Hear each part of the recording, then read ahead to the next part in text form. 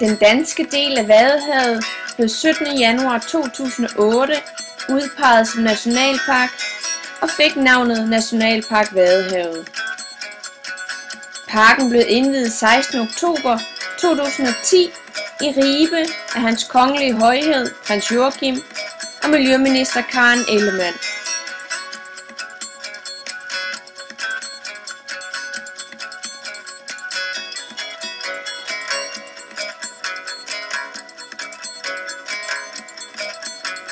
Nationalparken består af selve Vadehavet med øerne Fanø, Mandø, Romø samt Skallingen og Varde Ådal.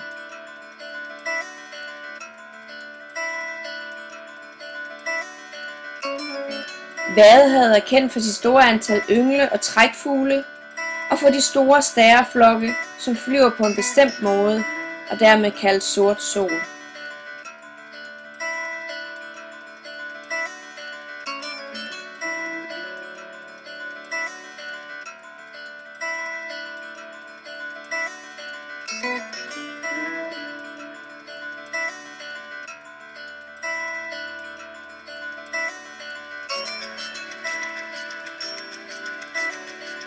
Vadehavet har en vigtig international betydning som rasteplads for millioner af fugle på træk.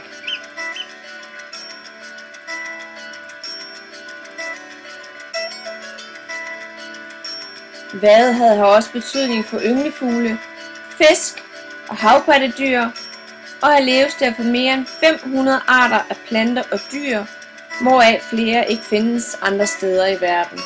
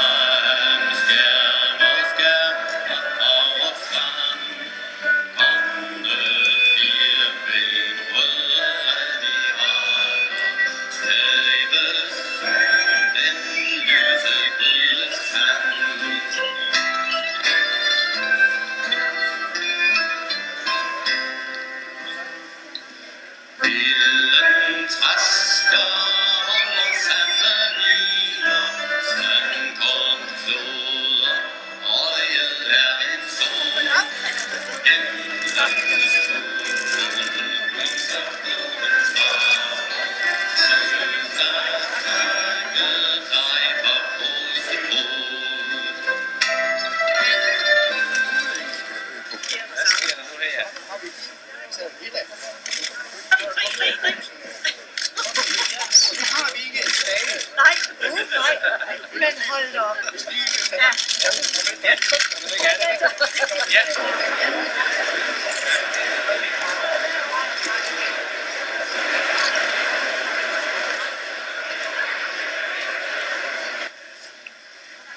Hjertelig velkommen til en festdag af de helt store. Velkommen til en festdag, som er historisk, Fordi jeg tror, vi om mange år vil se tilbage på den 16. oktober 2010 og sige, at det var den dag, vi fik Nationalparken. Her er bare et væld af enestående kulturminder. En masse spændende tællinger. Og Vadehavet forener natur og kultur i én lang samlet fortælling. Derfor er jeg så glad for, at området nu er blevet nationalpark.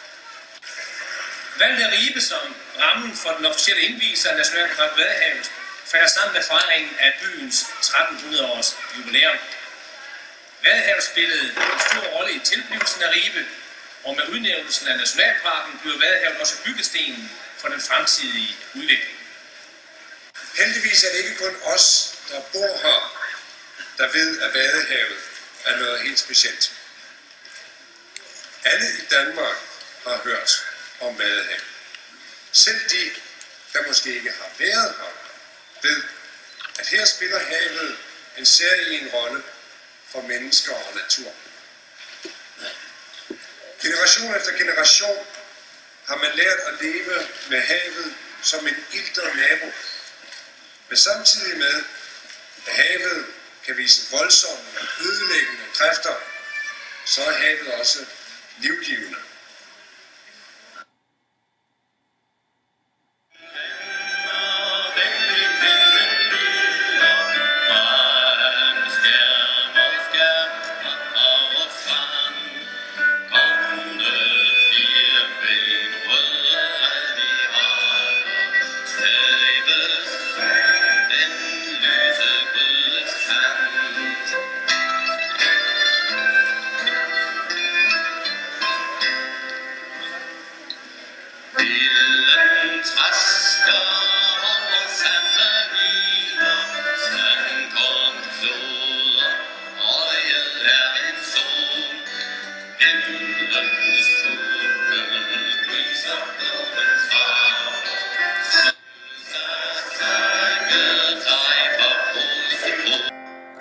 I skal selvfølgelig ikke snydes for Gryden, som er Vadehavets nationalsang, lavet af Rod Sinclair Band.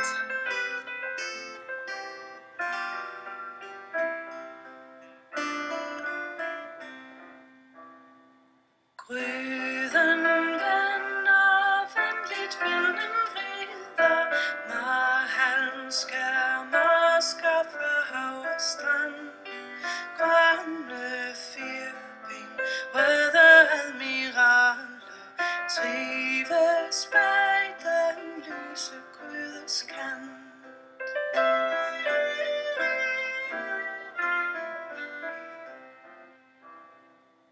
Billen træsker over sandlaviner, sandkornskloder, øjet er en sol. Himlens kuppel viser klodens farver, synes at strække sig fra pol til pol.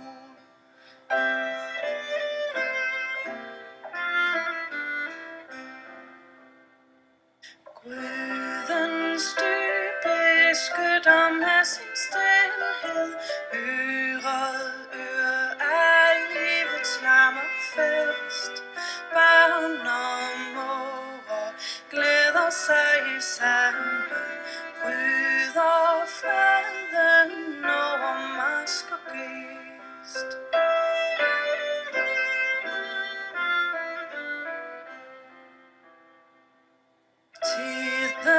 Tidevandet vokker kystens afkom, skaber vrimmelige bølger i sand. Fremtid er den stærke bryg fra Gryden, liv i luft i vandet og på land.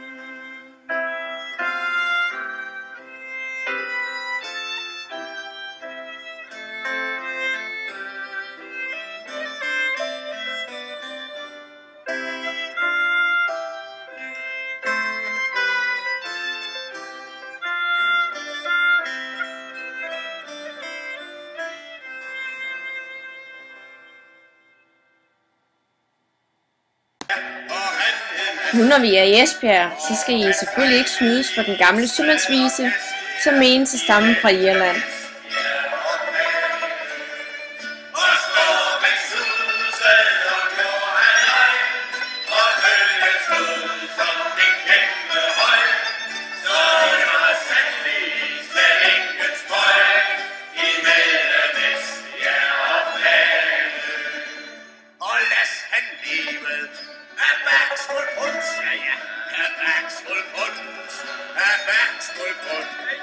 Men skyllet efter med en kampebund imellem Esbjerg og Fanø. Og stormen susede og gjorde halløj, og bølgen stod